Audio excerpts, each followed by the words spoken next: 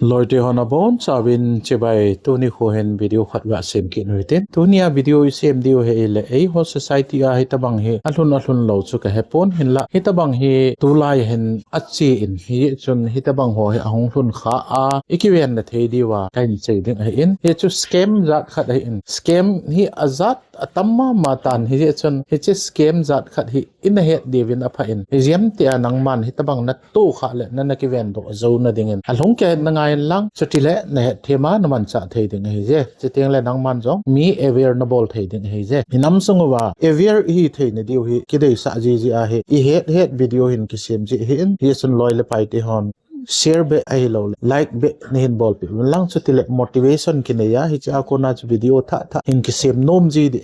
thanu na ki nei be ding ei ti chu ga sei tha hin tin ton ga sei hitin hi che scam chu ip ham ti a hel nangma in online na I machan order lo nangman order lo wa nga chu nangma mina chu parcel khat hung ai le hi chu keiman bon ki order lo nati